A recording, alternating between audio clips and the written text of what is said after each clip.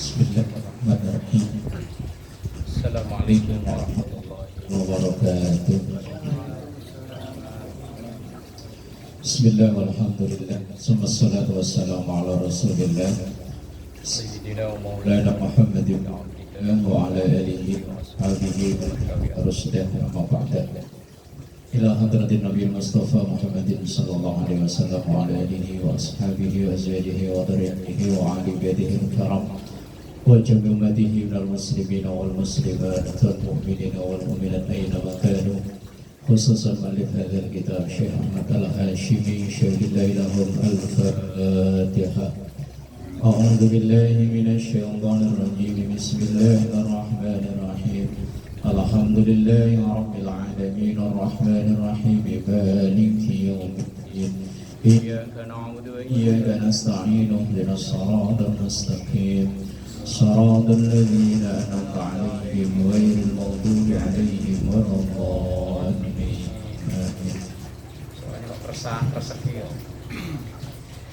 Bismillahirrahmanirrahim. 561 ya. Kharaja rajulun mimman kana qablakum fi khullatin. Ya, itu ya.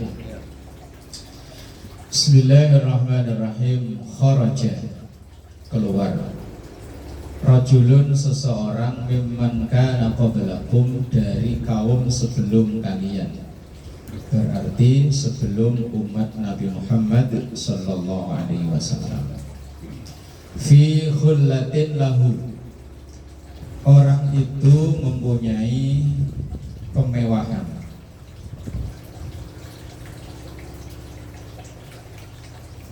Yahtalu fiha, yang ia sombong dengan kemewahannya itu. Orang kaya, dulu ada orang kaya, kalau bahasa gampangnya gitu, yang ia sombong dengan kekayaannya itu. Fa'amarahullahu ta'ala, maka Allah memerintahkan al-ardo, kepada bumi. Fa'akhadhathu, maka bumi pun menelannya. Ini yang dimaksud adalah Qarun. Qarun itu orang yang kaya paling fenomenal, sehingga ia ditenggelamkan di bumi Mesir.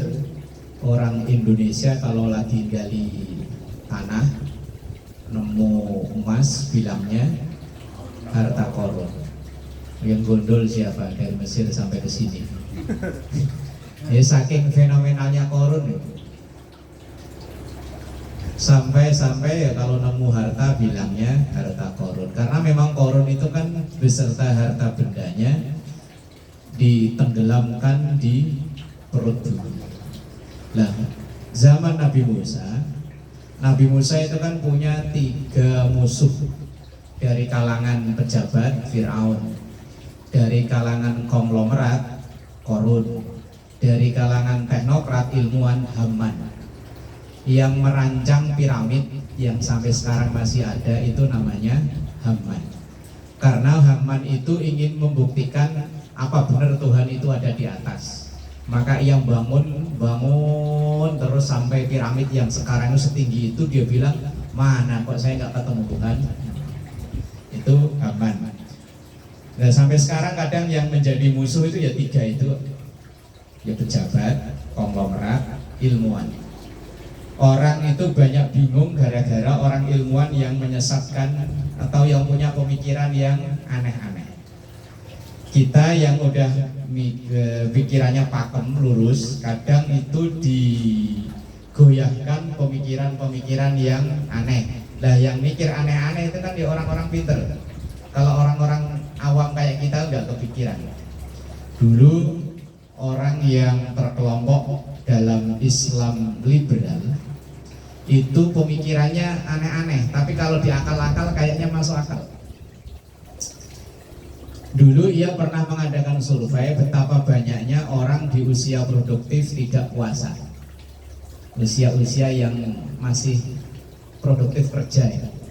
Di survei ternyata mayoritas tidak puasa, apalagi yang di sektor lapangan yang kerja berat. nggak kuat puasa. Maka mereka membuat kesimpulan biar orang-orang yang kerja berat di sektor lapangan itu kuat puasa, bagaimana kalau peraturan puasa itu ditinjau ulang? Peraturan puasa yang ada sekarang itu kan dari subuh sampai maghrib. Nah kalau siang-siang kan banyak yang nggak kuat puasa. Bagaimana kalau ditinjau ulang dibalik, wong hitungannya sama, bukanya sahurnya maghrib, bukanya subuh. Enak Petris ya, adem. Nah itu kalau orang-orang biasa kayak kita kan nggak kepikiran gitu. Lah mereka itu kan yang orang-orang cerdas loh, malah yang berpikiran aneh-aneh. Bagaimana kalau pelaksanaan puasa itu ditinjau ulang? Jadi sahurnya maghrib, bukanya subuh. Lagi pikiran nakal mereka itu dalam tanda kutip. Ketika terjadi tragedi Mina, yang banyak jamaah haji yang mati di situ itu tahun berapa itu? Terowongan Mina itu kan banyak kan yang mati kan? Nah kemudian surveinya lagi dengan kasus lamanya, betapa lamanya daftar tunggu keberangkatan haji. Sekarang sampai ada yang 20 tahun, ada yang 25 tahun. Kecuali di provinsi yang Islam minoritas kayak di Manado itu mungkin masa tunggunya nggak begitu lama. Kalau di Jawa, Sulawesi itu masa tunggu sampai 25-30 tahun. Jadi kalau Pak Ustadz Kohar sekarang umur 60 daftar, berarti ntar umur 90 baru berangkat. Lah iya 30 tahun. Lah kemudian orang-orang yang berpikir liberal itu bagaimana kalau Mekah Ka'bah itu buka cabang?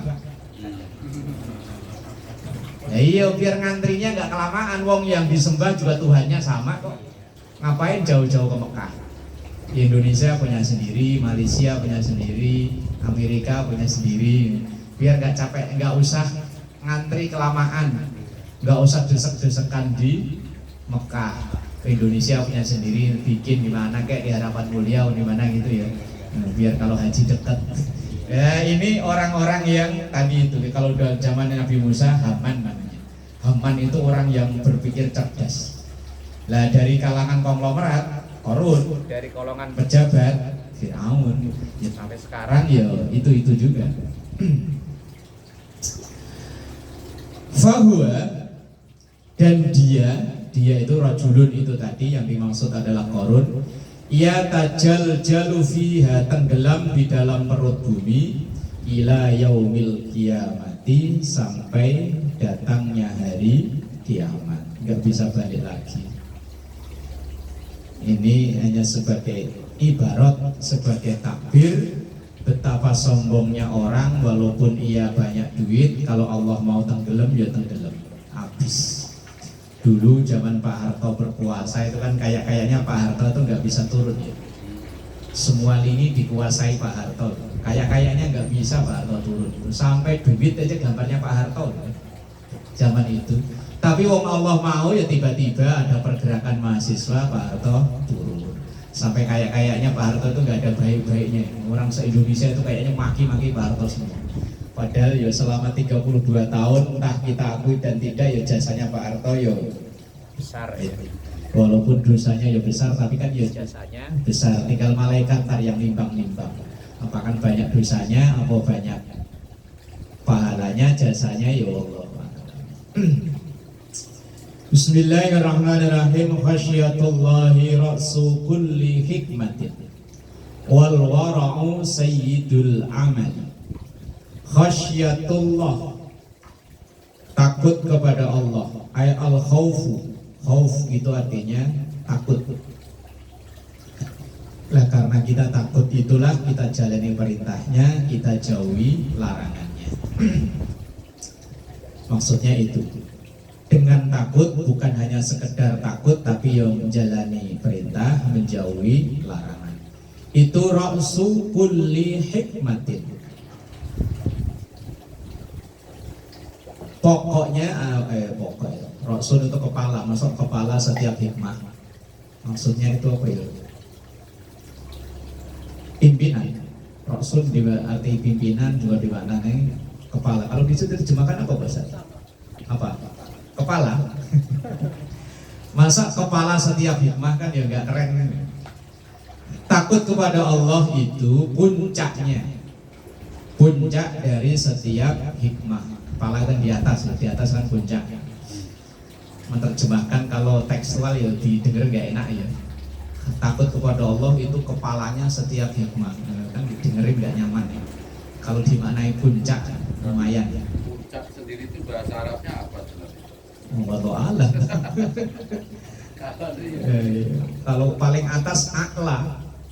Kalau paling atas aslinya kan akla paling atas.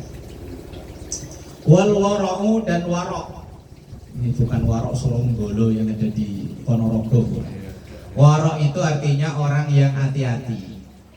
Hati-hati dalam makannya, hati-hati dalam perbuatannya.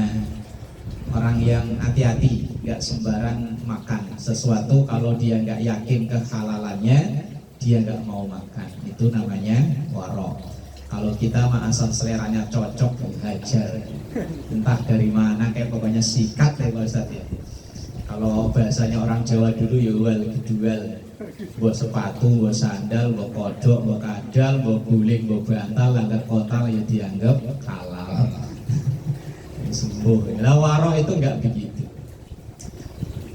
Saya punya guru namanya almarhum almarhumullah Pak Kiai Abdul Kamal. Itu beliau itu saking hati-hatinya, asal ada orang yang nganterin makanan selalu ditanya, ini dari mana? Si itu. Lah kalau si itu terkenal orangnya yang penghasilannya dalam tanda kutip nggak jelas, beliau nggak mau makan. Tapi kalau yang orang yang ngasih itu terkenal orang yang baik, kerjanya halal, baru beliau makan. Saking waroknya, saking hati-hatinya.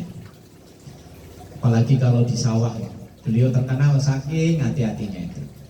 Apa namanya? Kalau tanamannya itu kerambat ke kayak kacang panjang itu kadang kayak kerambat ke sebelah ya. Nah itu nggak mau. Saking hati-hatinya, cuman beliau udah meninggal. Kiai Abdul Kamal. Saya dulu ngaji beliau kalau ngaji bulan puasa, ngaji kitab yang ngebut. Lawal warok itu sayyidul amal. Dimaknai tuannya amal kan ya, apa dimaknai situ Pak Ustaz? Tuan, pemimpin. Sayyid kan tuan, pemimpin. Wal warok itu pimpinannya amal. Kalau dimaknai begitu ya kurang pas ya. Apa dimaknai yang enak itu. Maka kadang bahasa Arab dengan bahasa Indonesia itu kalau diterjemahkan nggak bakalan bisa langsung pas, itu enggak, pasti ada aja yang enggak nyaman ya, kayak begini kan enggak nyaman terjemahannya kan? Warok itu sifat hati-hati, orang yang enggak sembrono dalam makan terutama, karena orang-orang yang sudah jelas makanannya haram itu akan merusak hati, merusak pikiran, merusak semangat ibadah. Kalau dalam diri kita ini kok ibadah itu kok kadang kerasa makin berat, itu ya mungkin ada makanan yang tidak halal yang kita makan. Ibadah kok rasanya abot, nah itu indikasi ada sesuatu yang tidak halal yang kita makan. Bismillahirrahmanirrahim. Khosalatani, ada dua hal. La yajtami'ani, yang keduanya tidak akan ngumpul, tidak akan nyatu fi mu'minin, dalam diri seorang yang beriman. Atau dalam bahasa lain, tidak sempurna iman seseorang apabila dua hal ini ada di orang tersebut. Yang pertama al-bukhlu atau al-bakhil, sudah menjadi bahasa kita, pelit. Pelit sama ngirit bedanya apa? Bukannya sama aja pelit sama ngirit. Pelit sama ngirit. Sedekahnya cuman 1.000 lagi irit. Penghasilannya lagi ngepres. Yo irit sama pelit itu kadang yo beda-beda tipis aja. Kalau irit itu ya masih dalam batas wajarnya. Kalau memang dia penghasilannya misalnya sehari 200, kok ya sedekahnya 5.000, ya itu enggak pantas lah ya. Lah kalau orang penghasilannya sehari 1 juta, lah kok sedekahnya 5.000, ya kebangetan ya. Mau sehari 1 juta kok mengisi kotak amal seminggu sekali aja kok cuma 5.000, kebangetan. Sehari 1 juta, kalau seminggu kan 7 juta. Lah masuk setiap Jumatan sekali ngisi kotak goceng, ya kebangetan ya. Lah sama-sama goceng, yang tadi cuma penghasilannya sehari 200 ya masih pantas. Maka ngirit dan pelit itu bedanya tipis. Ini tadi. Masjid goceng tadi dan pauga. Banyak jadi. Pauga 2.000, mending 1.000 kadang ya uang kembalian dari Alfamart. Alfamart yang 300 rupiah. Begitu pauga terima. Oh, saya pernah lihat tuh. Begitu terima begini langsung dibuang ya. Mungkin itu cepean kali. Mungkin ya, saya juga nggak lihat, saya lihat dari tarik motor kejauhan. Kemudian wasu'ul khuluqi, akhlak yang buruk. Seorang mukmin tidak sempurna imannya ketika sifat bakhil ada dalam dirinya dan perangai atau akhlak yang buruk. Rawahul Bukhari, hadis yang diriwayatkan oleh Imam Al-Bukhari. Khoslatani, ada 2 hal man kanata fihi, apabila 2 hal itu ada di seseorang, katabahullah, maka Allah akan mencatat orang tersebut syakiron, orang yang bersyukur, sabiron, orang yang sabar. 2 kunci hidup tenang ya, syukur dan sabar. Cuman syakir itu kalau dalam kitab Risalatul Qusyairiyah tingkatan biasa. Yang tingkatan luar biasa namanya syakur. Kalau syakir itu orang yang bersyukur tapi kondisinya pas dengan yang dia inginkan, itu syakir. Ingin pengennya sih pokoknya caleg pilihannya, capres pilihannya jadi. Lah kok jadi beneran, alhamdulillah, itu namanya syakir. Setiap orang pengen sehat, lah kok dikasih sehat beneran, ya alhamdulillah, itu namanya syakir. Setiap orang pengen punya banyak duit, lah kok beneran ya banyak duit, itu namanya syakir. Lah kalau syakur itu orang yang tetap bersyukur biar kondisinya berbanding terbalik dari yang dia inginkan. Pengennya sehat, malah saya sakit. Nah tapi tetap alhamdulillah. Gimana Pak? Alhamdulillah. Padahal sambil meringis-meringis nahan sakit. Lah itu namanya syakur. Gimana Pak usahanya? Alhamdulillah. Lagi banyakan di rumah ini. Lah iya kan, wong usahanya nggak jalan umpama, tapi ya tetap bersyukur, itu namanya syakur. Nah, syakir itu orang yang bersyukur tapi kondisinya pas dengan yang dia pengen. Kalau syakur itu ia bersyukur walaupun kondisinya berbanding terbalik. Maka dalam Quran kalau syakir itu banyak, tapi kalau syakur itu sedikit. Ayatnya kan wa qalilum min ibadiyasy syakur. Wa qalil, dan sedikit, min ibadi, dari hamba-hambaku, asyakur, yang masuk dalam kategori syakur. Ini kayak riwayat wallahu alam, riwayat Syekh Abdul Qadir Al-Jilani itu kan punya anak laki-laki 3 atau 2 yang meninggal dalam waktu berurutan. Nah asal ada orang takziah, yang diucapkan oleh beliau itu alhamdulillah. Asal ada yang takziah, alhamdulillah.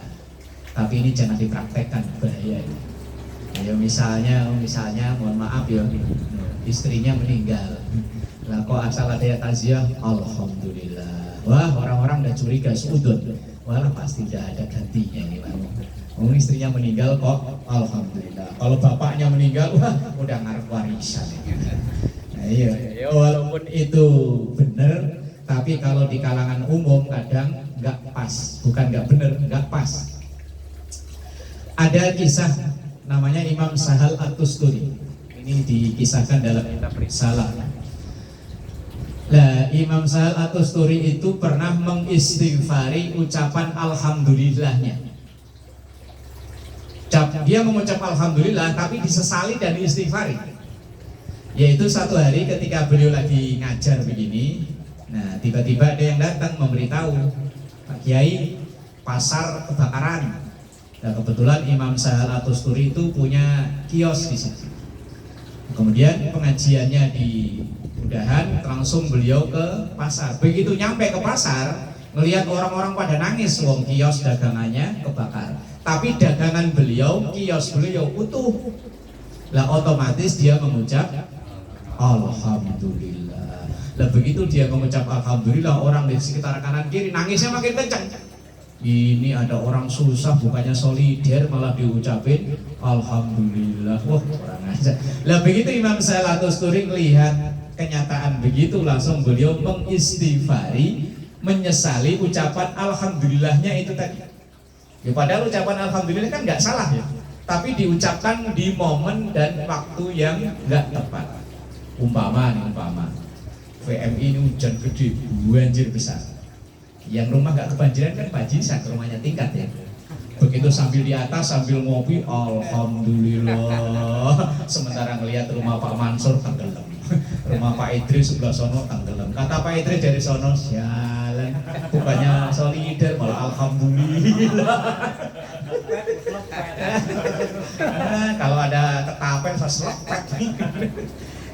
Itu Imam Sahal At-Tusturi itu pernah menyesali ucapan alhamdulillahnya gara-gara diucapin di momen yang tidak pas itu tadi.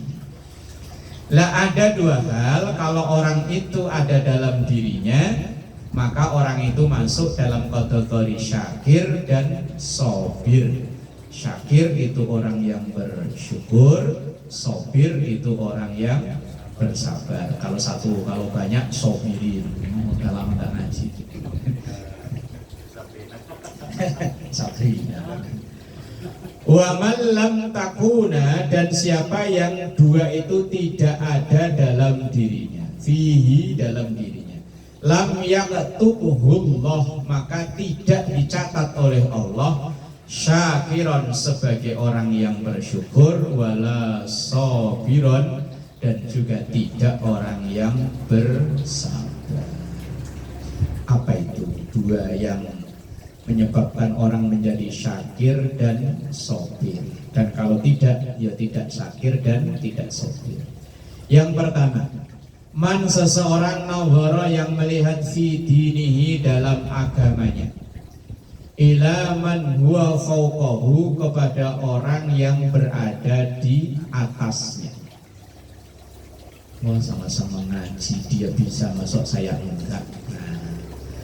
Faqtada bihi, kemudian ia berusaha untuk ikut niru, ngelihat orang dalam sisi agamanya kok lebih di atas daripada dia, kemudian ia berusaha untuk niru. Nah, ini yang masuk dalam syakiron sobiron. Wa nadhara fi dunyahu, dan ia melihat dalam keduniaannya, ila man huwa dunahu, kepada orang yang di bawahnya. Lah kalau begitu, fahamidallaha, maka ia akan memuji kepada Allah. Alhamdulillah, walaupun cicilan rumah masih 15 tahun lagi, alhamdulillah, itu malah ngontrak sampai seumur hidup, ya rumah tetap ngontrak. Ya kalau gitu kan ya jadi syukur kan ya. Nah kadang kita kan yang kita lihat yang di atas dulu, ya makanya ya nggak syukur-syukur. Ala ma faddalahu, fahamidallaha, maka ia memuji kepada Allah. Ala ma faddalahu, terhadap sesuatu yang dikanugerahkan kepadanya. Kan betapa banyak orang itu yang kepengen kayak kita. Betapa banyak orang yang gerak-gerak kapan sih, Mbak?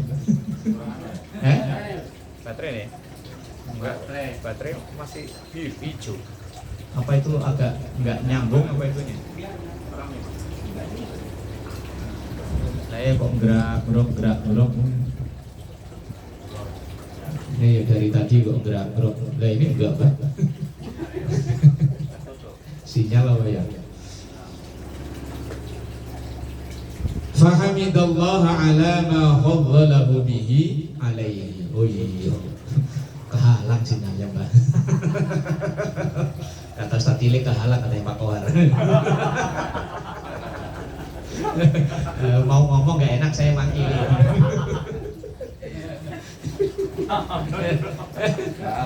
Ya iya.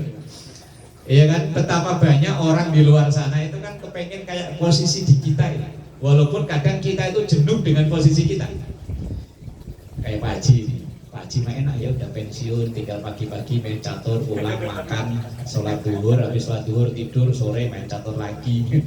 Padahal Pak Haji yang jalaninya jenuh, ya kan?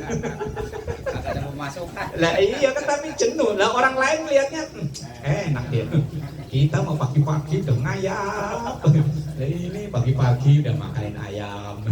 Bentar siangan dikit sama Pak Jamar main catur. Lah iya kan? Lah iya. Lah tapi kadang kita yang jalani itu jenuh. Pak Ji. Lah iya. Lah dulu yang masih zaman kerja, kapan ini libur? Giliran libur kapan kerja? Lah orang itu kadang memang nggak ada syukur-syukurnya. Dikasih panas kapan hujan? Giliran hujan kapan panas? Orang manusia. Makanya malaikat kalau tiba di manusia pusing.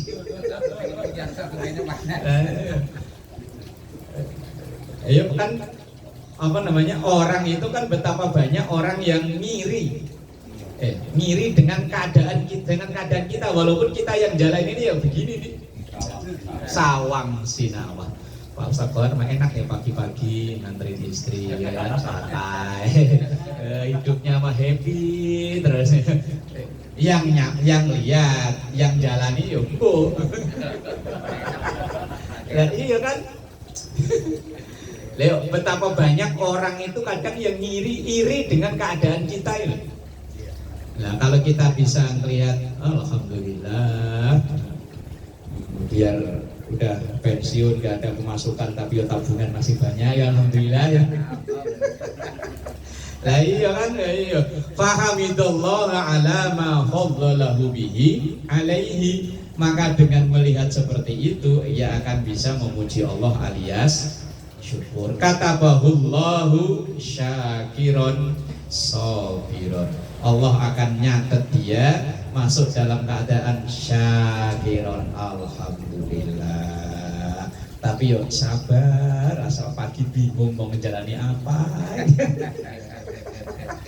Lah kalau dulu masih nganterin anak, sekarang anak udah ada yang nganterin. Aduh, apa? Tambah kerjaan. Mancing udah diuruk semua. Mau mancing udah diuruk. Aduh ya Allah. Ya syakiron, ya syukur, alhamdulillah. Ya, anak udah ada yang nganterin ya Pak Haji, tapi ya sobiron, sabar. Tiap pagi bingung apa yang mau dikerjain. Kayak zaman Covid ya, asal bangun tidur kan bingung hari ini ngapain ya. Ya nggak boleh. Kerja nggak boleh. Mau main kemana? Ya Allah. Waman nadhara fi dinihi. Waman dan siapapun nadhara yang melihat fi dinihi dalam urusan agamanya. Ila man huwa dunahu, kepada orang yang di bawahnya. Santai ya, dia yang ini aja belum mau sholat, saya masih mending maghrib sholat. Itu apa? Gak pernah puasa, mending saya biar sehari 2 hari juga puasa. Lah yang lihatnya ke bawah aja dalam urusan agama. Wa nadhara fi dunyahu, dan ia melihat yang di dalam dunianya, ilaman huwa fauqahu, kepada orang yang di atas. Nah, kalau orang selalu melihat yang di atasnya, maka fa'asifa ala ma fatahu minhu. Fa'asifa, maka ia akan merasa khawatir, susah, getun. Apa ini? Susah, deg-degan. Ala ma fatahu minhu, terhadap sesuatu yang hilang dari dia. Takutnya berlebihan. Padahal kadang orang yang punya aja nggak takut, kita yang nggak punya malah ikutan takut. Nah, iya. Ya, yang orang yang punya, misalnya orang punya mobil mewah parkir di pinggir jalan, yang punya aja anteng-antengannya loh. Kadang yang kita khawatir, terperosrat motor gimana itu? Kita yang khawatir, karena kita memikirkan hartanya orang. Wah, itu kalau spion hilang harganya berapa itu? Lalu dia yang punya aja anteng-antengan, kita yang nggak punya kok mikirin spionnya hilang. Mikirin punya orang. Lam yaktubuhullahu syakiron wala sabiron. Kalau ini yang terjadi, maka ia tidak dicatat oleh Allah masuk dalam golongan syakir dan sabir. Orang yang nggak syakir, orang yang nggak sabir itu kalau agama melihatnya ke bawah, kalau akhirat, kalau dunia melihatnya ke atas. Tapi ya kadang-kadang boleh lihat dunia ke atas untuk semangat kerja. Rawahu at-Tirmidzi an Ibnu Umar, an Ibnu Amr. Kalau ada wawu di belakang itu bacanya Amr. Yang dimaksud itu biasanya Amr bin As. Kalau nggak ada wawunya bacanya Umar. Ada wawunya kan belakang ya? Nah, namanya bacanya Amr. Amr yang dimaksud itu Amr bin As. Amr bin As itu sahabat Rasulullah yang terkenal sebagai diplomat. Diplomat itu gampangnya apa ya? Tukang nego. Nah, itu Amr bin As yang kemudian masa Khalifah Umar bin Khattab dijadikan gubernur Mesir Islam pertama pada masa pemerintahan Umar bin Khattab. Bismillahirrahmanirrahim. Khuluqani, ada dua akhlak. Apa itu? Ya, akhlak atau tabiat. Yuhibbuhumallahu, dan Allah mencintai dua akhlak itu. Wa khuluqani, dan dua akhlak yubghiduhumallah, yang Allah benci terhadap dua kepribadian itu. Ada dua kepribadian yang dicintai oleh Allah dan ada dua kepribadian yang dibenci oleh Allah. Fa ammal ladzani, adapun dua kepribadian yuhibbuhumallah yang dicintai oleh Allah itu fasakhau, dermawan. Kalau orang Jawa dulu maknai nyah-nyoh, enggak pelit. Pak bagi dong, nyoh. Pak ini nyoh, nyah-nyoh. Sakhok. Kemudian yang kedua wasyaja'atu, pemberani. Enggak pengecut, enggak penakut. Setiap ada persoalan dihadapi, bukan nyindar atau pekabur. Dua sifat ini yang disukai oleh Allah. Wa ammal ladzani, adapun dua hal yubghiduhumallah, yang dimurkai atau yang dibenci oleh Allah. Fasu'ul khuluqi, itu kepribadian buruk yang termasuk penakut, itu kan kepribadian buruk. Wal bukhlu, dan bakhil, pelit. Wa idza aradallah, dan ketika Allah menghendaki bi abdin, seorang hamba, khairan, kebaikan. Kalau orang dikehendaki oleh Allah mempunyai atau menjadi orang baik, istakmalahu fi qada'i hawaijin nas, maka orang itu dijadikan menjadi orang yang ngurus urusan banyak orang. Artinya orang yang gampang nolong. Orang gampang nolong itu ringan tangan. Kalau panjang tangan nyolong ya. Orangnya gampangan, kalau dimintai tolong mas pokoknya nggak pikir panjang, bantuin dong, ayo. Nah, orang yang sering membantu orang itulah yang dikehendaki baik oleh Allah. Kalau dalam hadis yang lain, khairun nas anfa'uhum linnas. Sebaik-baik orang itu yang manfaat untuk orang lain. Nah, manfaat itu kan ya sesuai dengan anugerah Allah ke kita ya. Makalah yang disandarkan kepada Sayyidina Ali bin Abi Thalib, man kana lahu mal falyatasaddaq bimali. Kalau dia berduit, ya bermanfaat buat orang banyak ya dengan duitnya. Wa man kana lahu ilmun, kalau ia punya ilmu ya ia manfaat kepada orang banyak ya dengan ilmunya. Wa man kana lahu quwwatun, yang punya tenaga ya ia manfaat untuk orang banyak ya dengan tenaganya. Ya menyesuaikan dengan kondisinya. Kalau memang dia orang yang dianugerahi oleh Allah rezeki duit gampang ya wis, dia manfaat dengan duitnya. Kalau memang ia dikaruniai ilmu ya manfaat dengan ilmunya. Lah kalau ilmu nggak punya, duit nggak punya ya dengan tenaganya.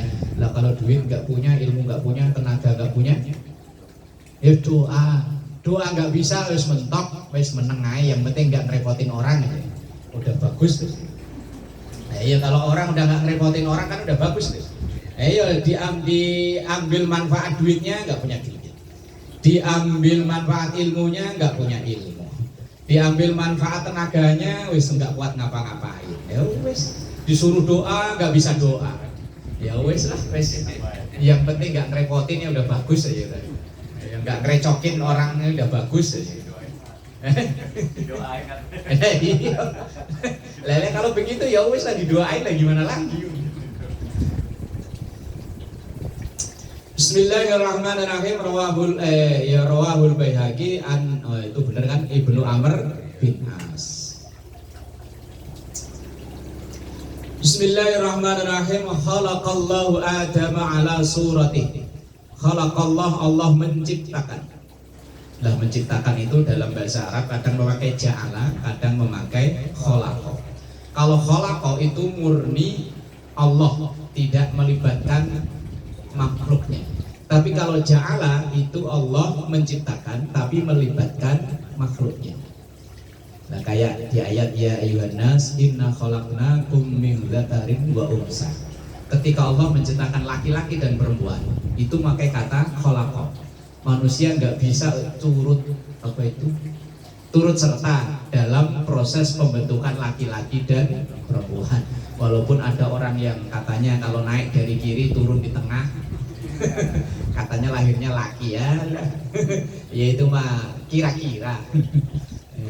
Tapi ketika waja'ala, kemudian ya ayyuhan nas inna khalaqnakum min dzakarin wa unsa wa ja'alna, pakai ja'ala, su'uban berbangsa-bangsa, wa qabaila bersuku-suku. Ini kan melibatkan manusia kan, bangsa dan suku, pakai kata ja'ala.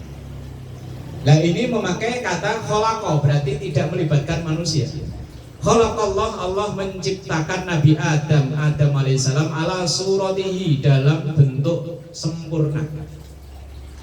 Tuluhu itu tingginya situna zira'an, 60 zira'.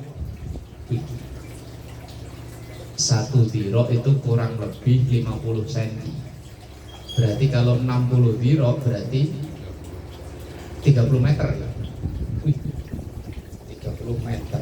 Di rumah saya aja cuma 12 meter. Tambah lagi baru 24. Masih kurang 6 meter lagi. Berarti dari jalan sini sampai jalan belakang sono ya. Ayo, kalau rumah ini berapa meter? 6 ya. Berarti kalau 30 5 rumah ya. Satu zira' 50 cm. Ya, ini tingginya 60 zira', berarti kan 30 meter kan? Iya 30 meter. Kalau 30 meter berarti kan kalau satu rumah ini 6 meter, berarti kan 5 rumah ya. Oh, ya kalau rebahan itu 5 rumah ya. Itu jempolnya segede apa Pak Idris? Waduh. Badannya kayak apa? Wah, syekhon lagi, wah sokeh gini pokoknya. Ya tulu situna zira'an, tingginya 60 zira'.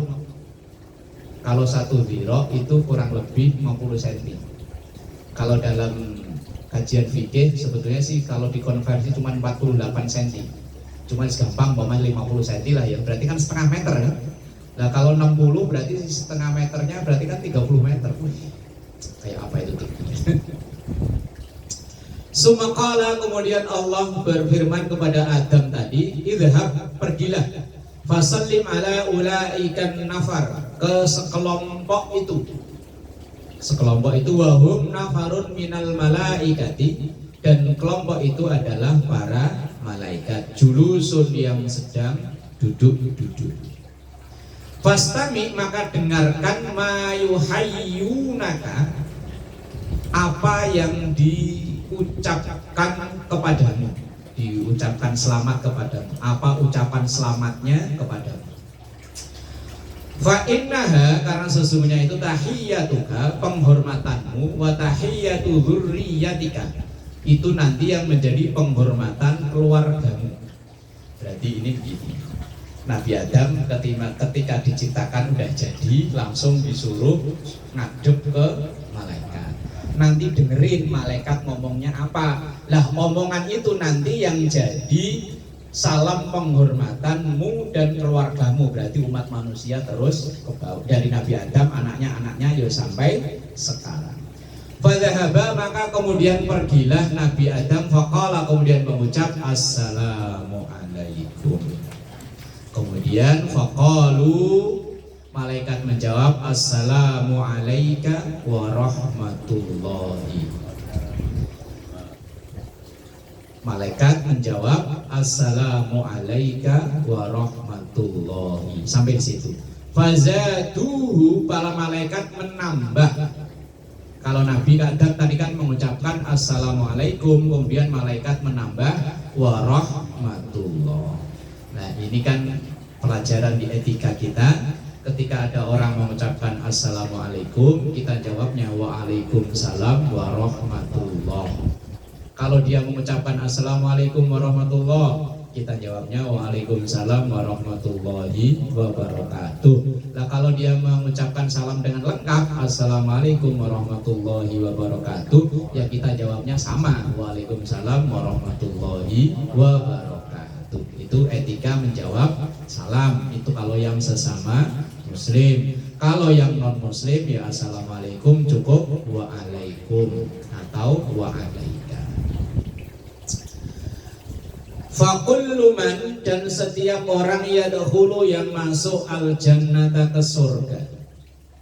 Setiap orang nanti yang masuk ke surga ala surati Adam, akan seperti jembleger. Sosoknya kayak Nabi Adam. Wih, jadi Pak Haji nanti jadi gede Pak Haji. 30 meter Pak Haji. Jadi nanti kacamata itu segede ini kali ya. Di surga udah gak ada pakai kacamata, udah pada normal semua.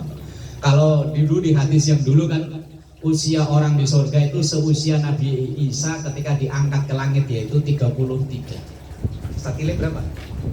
32. 40, mungkin baru 32.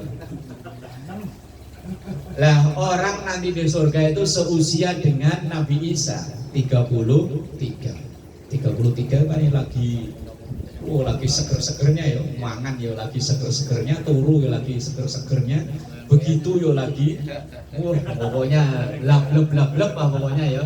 Nggak perlu beli jamu, nggak perlu lah. Nggak perlu apa itu kopi celeng apa, nggak perlu semuanya. Apa Cakban, Jakarta Bandung. Nggak perlu, pokoknya umur 33. Lah kalau umur 53 ya bu, apalagi 63 Pak Ji. Telur bebek sama madu malah pada puyeng. Fakullu man yadkhulul jannata ala surati Adam. Setiap orang yang masuk surga itu akan seperti sosok Nabi Adam. Fitulihi, di ukuran tingginya, yakni situna dhira'an, 60 dhira' atau kurang lebih 30 meter. Sendalnya kayak apa ya? Sendalnya bisa buat kita tiduran ya. Falam yazalil khalqu yanqusu ba'dahu hattal an. Ini sabda Rasulullah 15 abad lalu. Falam yazal, dan tidak berubah-ubah. Al khalqu makhluk yang kusu terus berkurang, alias orang itu akan terus mengalami penyusutan.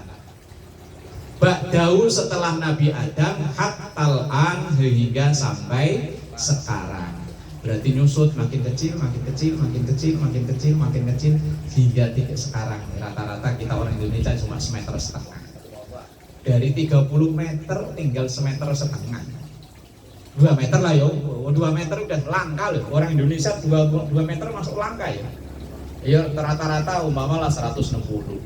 Oh, itu susutnya udah berapa meter ya? Nah itu kan kelainan.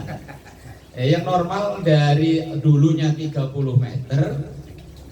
Ini sabda Rasulullah yang bilang lam yazalil khalqu yanqusu ba'dahu hattal an, bahwa makhluk itu akan terus mengalami penyusutan, pengurangan hattal an, sehingga sekarang itu Rasulullah mengucapnya 15 abad lalu. Lah sekarang berarti makin kecil, makin kecil, makin kecil, makin kecil. Cuman kadang kalau kita ziarah ya ke makam yang dimakamin mungkin 100 tahun, 200 tahun, makamnya panjang-panjang gitu. Nah itu kan bukti mungkin dulu orang itu ya segitu. Nabi Ibrahim ketika bangun Ka'bah itu kan cuman beliau naik di atas batu pas persegini, sak pengadek, sak pengawe dulu kalau Kiai Jawa maknai. Ka'bah itu sak pengadek, sak pengawenya segini. Kalau Indonesianya apa ini namanya? Iya kalau Jawa itu kan ngukur tinggi itu kan begini, sak pengadek, sak pengawe. Ini. Orang kalau gali kubur itu dulu kan sak pengadek, sak pengawe. Berarti kalau orang rata-rata orang Indonesia 160, kemudian ditambah jarinya begini, itu ukuran gali kubur. Kalau di sini yo karena bayaran yo kalau segitu ya gempor. Lah Ka'bah itu dulu kan cuman ini kan segini kan. Lah sekarang orang kalau ngelilingi Ka'bah kayak semut ngelilingi roti kan. Padahal dulu itu setingginya seukuran Nabi Ibrahim. Nabi Ibrahim pas bangun Ka'bah itu kan stegernya cuma pakai batu gitu. Pakai batu yang diinjek sampai ada bekas tapak kakinya, kemudian tangannya begini lah. Pas itu ukuran Ka'bah. Itu dari Nabi Adam ke Nabi Ibrahim itu udah susut berapa meter. Ka'bah itu tingginya berapa meter, udah susut sampai sekarang. Lah iya. Lah ya makin sekini kesini kan makin susut ya kita mungkin nanti manusia akhir zaman tambah kecil lagi kali ya. Mungkin ya mungkin.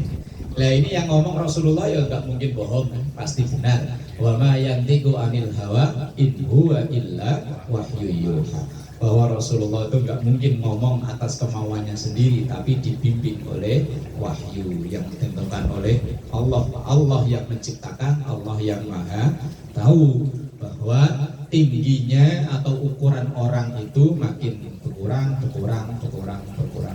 terus. Daya tahan juga begitu ya. Orang-orang dulu umur 70, 80 macul masih pada kuat. Sekarang umur 40 gayeng-gayeng. Wallahu a'lam bishawab.